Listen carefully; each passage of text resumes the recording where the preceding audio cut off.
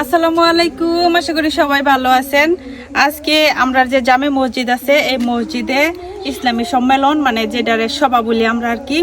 তো সভা উপলক্ষে আজকে রান্না করা হইতেছে গরুর মাংসের খিচুড়ি।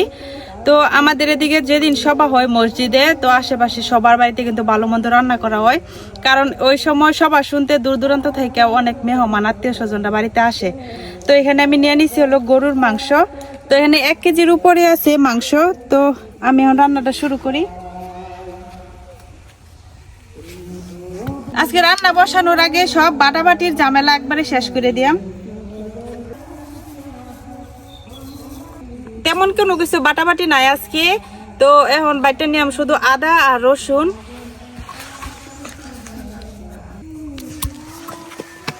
হ্যাঁ ফিরছো তুমি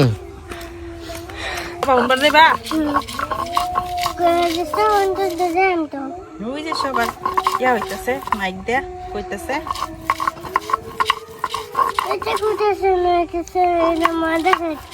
এটা এনেই সবা মাদ্রাসাতে তো সবা যাইবার তো মানে তো বড় বড় হুজুর আইব।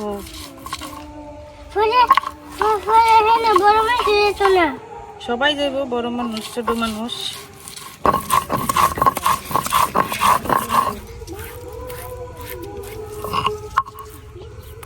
আদা রসুন বাটা শেষ। এখন আমি অল্প একটু গরম মশলা বাইটে নিয়াম, কয়েকটা গরম মশলা বাইটে নিয়াম। তো এখানে নিতেছি দারচিনি, লং, কয়েকটা গোলমরিচ আর এলাচ।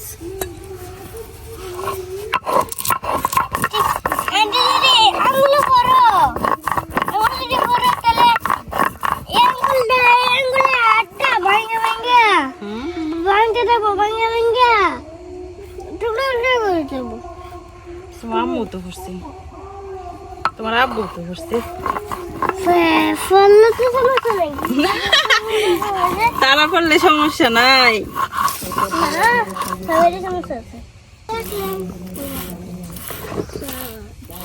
যে গরম মশলা টুক বাইতে নিছি।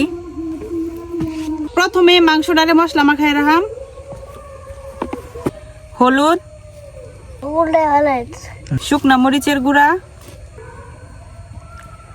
ধনিয়ার গুঁড়া, জিরার গুঁড়া, লবণ।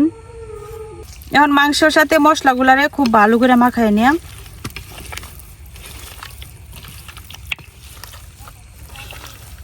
তো মাখাইতে মাখাইতে এখন দিয়া দেম যে আদা আর রসুনটা বাইটা রাখছিলাম এইটুকু। এখন সবকিছু দিয়া ভালো করে মাংসটা মাখাই রাখাম। এভাবে মাংস মশলার সাথে মাখায়া কিছুক্ষণ রাখা দিলে মাংসটা খুব সুন্দর ফ্লেভারফুল হয়।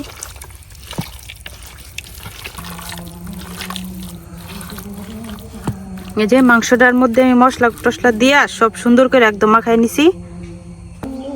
তো মাংসটা এখন ঢাইকে আমি একটা সাইডে রাখা দিয়া ডাল আর চালটা রেডি করে নিয়াম। তো এখানে আমি নিছি মসুরের ডাল, আর এখানে নিছি হলো মুগ ডাল। তো যতটুক মসুর ডাল নিছি ততটুকুই কিন্তু নিছি মুগ ডাল।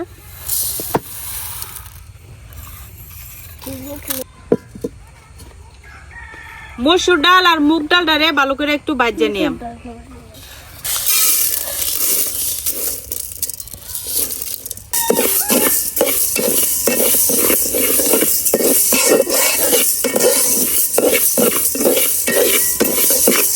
ডাল থেকে কিন্তু খুব সুন্দর গান বের হয়ে গেছে, তার মানে আমার ডালগুলা ভাজা হয়ে গেছে।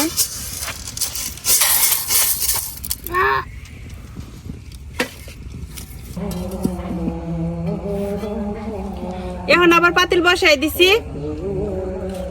এদিকে আমি অনেকগুলা পেঁয়াজ এরকম কাটতে নিছি। এখন এখান থেকে অর্ধেকটা পেঁয়াজ বেরেস্তা করে নিয়াম। বেরেস্তা গুলো ভাজার জন্য দেয়া দিতেছি তেল, পেঁয়াজ। এখান থেকে অর্ধেকটা পেঁয়াজ আমি বেরেস্তা করে নিতেছি আর অর্ধেকটা পেঁয়াজ রেখে দিছি।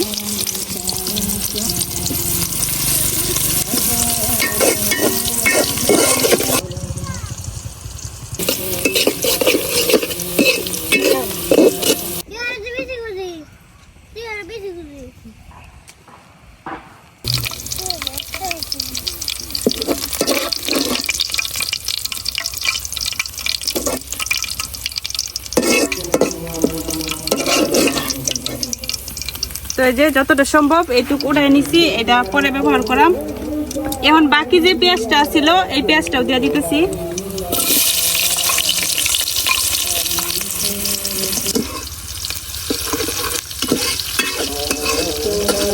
দুইটা তেজপাতা এরকম মাঝখান থেকে চিরা দিয়ে দিলাম। এখানে আর অন্য কোনো গরম মশলা দিতাম না, কারণ আমি অলরেডি বাইটটা রাখছি। গরম মশলা আমি আগে বাইটটা রাখছি, ওইটা লাস্টে দিয়ে দেম, এই জন্য এখানে আমি আর গোটা কোনো গরম মশলা দিলাম না। তো পেঁয়াজটা হালকা ভাজা হয়ে গেছে, এখন আমি যেই মাংসটা মশলা মাখায় রাখছিলাম এটা দিয়ে দেম।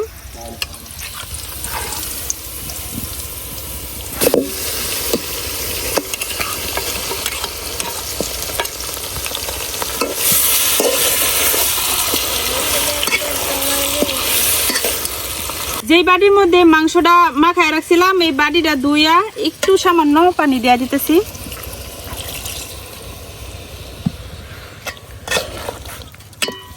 এখন এনে আর কোনো পানি দিতাম না, মাংসটা খুব ভালো করে কষাই নিয়ে। এদিকে মাংসটা কষতে থাকুক। এখানে মসুর ডাল আর মুগ ডাল আমি আগে থেকে ভাজিয়ে রাখছিলাম, এখন দিয়ে দিতেছি এনে পোলাওয়ের চাল।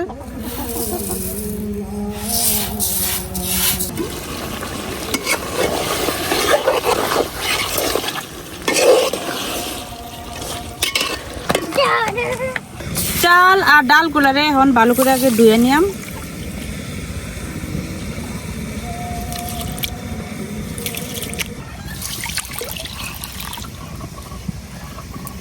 এইভাবে পানির মধ্যে ভিজিয়ে রাখবাম যতক্ষণ পর্যন্ত না আমার মাংসটা হয়ে যায়।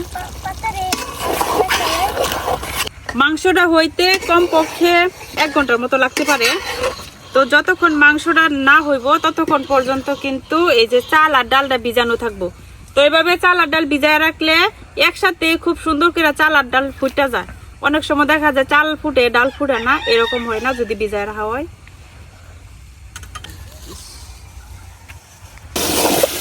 মাংসটা এখন নিচে নিচে কিন্তু একটু একটু লাগে আসতেছে। এই অবস্থায় এখন আমি দিয়ে দেব পানি। এই পানিটা যে দিতেছি এটা মাংসটা সিদ্ধ হওয়ার জন্য আর কি। মাংস সিদ্ধ হইতে যতটুকু পানি দরকার সেই অনুযায়ী পানিটা দিতেছি।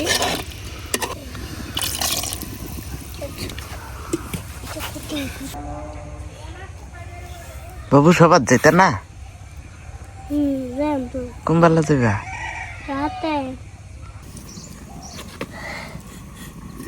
না এরকম সুন্দর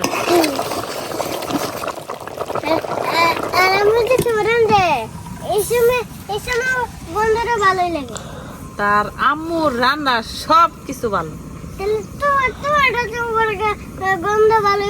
আমারটা ভালো।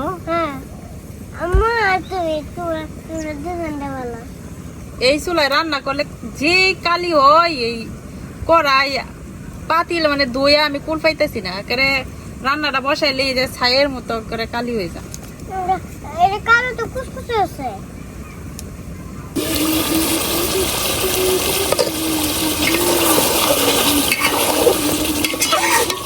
মাংসের মধ্যে যে পানিটা দিয়েছিলাম তো পানিটা কিন্তু সম্পূর্ণই টাইনা গেছে।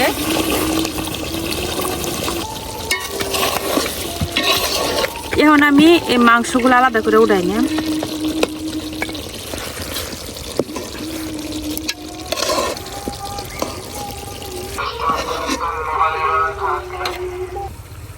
এখন যে ঝোলটা আছে এই ঝোলের মধ্যেই আমি চাল আর ডাল যে ভিজিয়ে রাখছিলাম এটা দিয়ে দেব।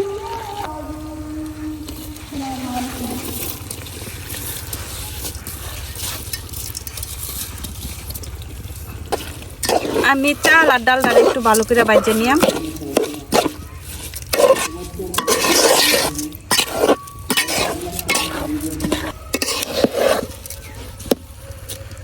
চাল ডালের কালারটা একটু সুন্দর আসার লেগে এখন দিয়ে দিতেছি একটু হলুদ গুঁড়া,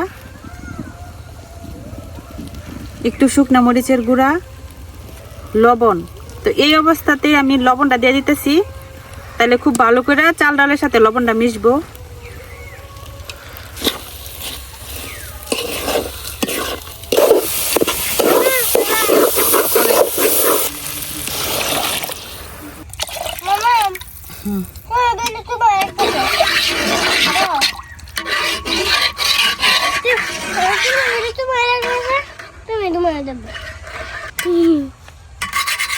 আমি চাল ডালের মধ্যে পানি দিয়ে দিছি, এখন দিয়ে দিতেছি কিছু কাঁচামরিচ, তো যে বাটা গরম মশলাটা,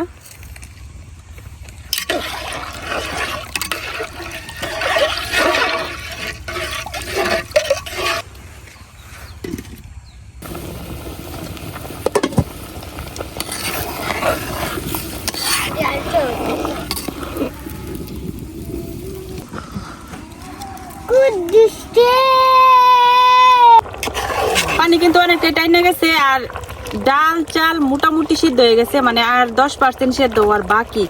তো এই অবস্থায় এখন আমি দিয়ে দেব একটু সরিষার তেল,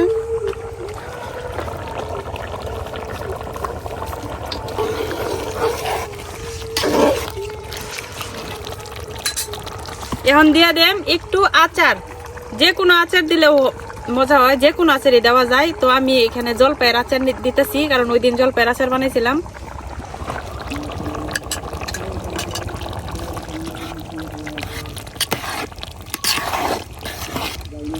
এখন যে পেঁয়াজের বেরেস্তাটা করে রাখছিলাম, এই পেঁয়াজ বেরেস্তাটা দিয়ে দেন,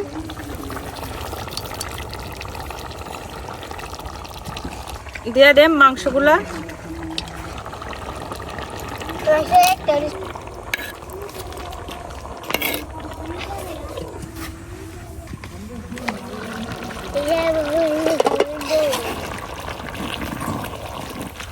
এখন আরেকবার একটু লড়াই ছাড়াই দিলাম মাংসটা, যাতে চাল ডালের সাথে খুব ভালো করে মিশা যায়।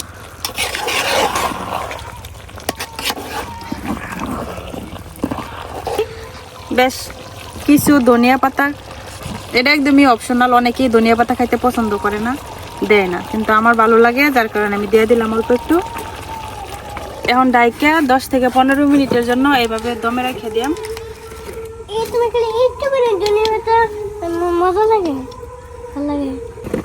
সোলার পেপার বয়ে থাকতার বা বউ। তো 10 মিনিট পর আমি ঢাকনাটা খুলে নিলাম, আর এই যে আমার খিচুড়ি এখন এরকম আছে। তো এই খিচুড়িটা আমি একটু নরম নরমই খাইতে পছন্দ করি, আরো কিছুক্ষণ যদি এভাবে আমি দমে বসায় রাখি তাইলে যায় একদম জর্জরা হয়ে যাবো আর কি একটু। তো জর্জরার চাইতে যেরকম যে আঠালো মাখা মাখা খিচুড়িটা, এটাই আমার কাছে বেশি মজা লাগে। তো আমি এই অবস্থাতেই এখন নামাই নিলাম।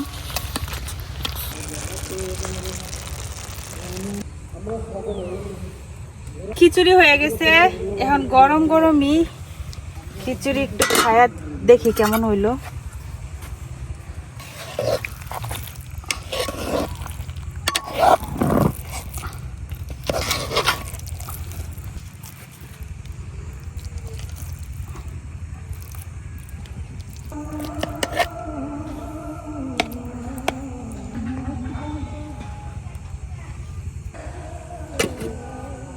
এই গরুর মাংসের খিচুড়ি অনেকেই ঝুরঝুরা খাইতে পছন্দ করে, আবার অনেকে একটু মাখা মাখা খাইতে পছন্দ করে, অনেকেই পোলাও বিরিয়ানির মতো একদম জর্জরা খাইতেও পছন্দ করে।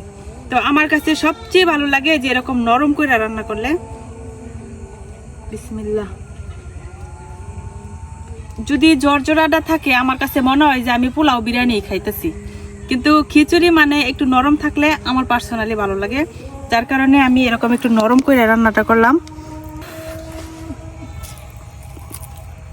মাংস গরম প্রচুর, ধরতেই পারতেছি না, তারপর দেখেন কত সুন্দর নরম হয়েছে মাংসটা।